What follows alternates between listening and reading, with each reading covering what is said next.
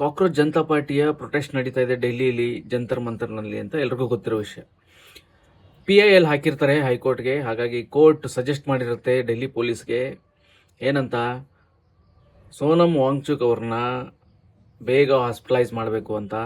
So Delhi police ಬರ್ತಾರೆ, ಅವ್ರನ್ನ full cover ಮಾಡಿಕೊಂಡು ಹಾಸ್ಪಿಟ್ಲ್ಗೆ ಅಡ್ಮಿಟ್ ಮಾಡ್ತಾರೆ.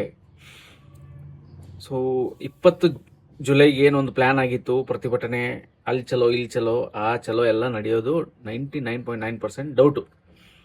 ಸೊ ಕೋರ್ಟ್ ಆರ್ಡರ್ ಮಾಡಿದ್ದಕ್ಕಾಗಿ ಡೆಲ್ಲಿ ಪೊಲೀಸು ಈ ಒಂದು ಕಾರ್ಯಾಚರಣೆ ಮಾಡಿದ್ದಾರೆ. ಇದಕ್ಕೆ ಪ್ರತಿಯಾಗಿ ಕಾಕ್ರೋಚ್ ಜನತಾ ಪಾರ್ಟಿಯ ಹೆಡ್ ಅಂತ ಅನಿಸ್ಕೊಂಡಿರೋ ಅಭಿಜಿತ್ ಏನು ಹೇಳ್ತಾರೆ ಅಂದರೆ, ನಾನು ನನ್ನ ಸ್ನೇಹಿತನ ಮನೆಗೆ ಸ್ನಾನ ಮಾಡಕ್ಕೆ ಹೋಗಿದ್ದೆ, ಆವಾಗ ಇಲ್ಲಿ ಸೋನಮ್ ಅವ್ರನ್ನ ಕಿಡ್ನ್ಯಾಪ್ ಮಾಡಿದ್ದಾರೆ, ಹೊಡೆದಿದ್ದಾರೆ ಅಂತ ಎಲ್ಲ ಹೇಳ್ತಾ ಇದ್ದಾರೆ.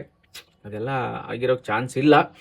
ಸೊ ಕೋರ್ಟ್ ಆದೇಶ ಇದೆ, ಹಾಗಾಗಿ ಕೋರ್ಟ್ ಆದೇಶವನ್ನು ಡೆಲ್ಲಿ ಪೊಲೀಸರು ಬಹಳ ಅಚ್ಚುಕಟ್ಟಾಗಿ ನಿಭಾಯಿಸಿದ್ದಾರೆ, ಅವ್ರಿಗೆ ಹಾಸ್ಪಿಟಲೈಸ್ ಮಾಡಿದ್ದಾರೆ.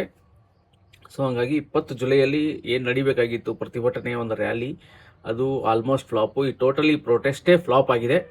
So NEET exam paper leak ಆಗಿದ್ದಕ್ಕೆ ಇದೇನು ಪ್ರೊಟೆಸ್ಟ್ ಶುರು ಆಗಿತ್ತು, ಸೊ ಆ ಪ್ರೊಟೆಸ್ಟಲ್ಲಿ ಆ ನೀಟ್ ಎಕ್ಸಾಮು ಪೇಪರು ಮಕ್ಕಳು ಕಾಣಿಸ್ತಾನೆ ಇಲ್ಲ, ಅದು ಬಿಟ್ಟು ಬೇರೆ ಎಲ್ಲ ನಡೀತಾ ಇದೆ. ಇದು ಇವತ್ತು ಎಲ್ರಿಗೂ ಗೊತ್ತಿರೋ ವಿಷಯ.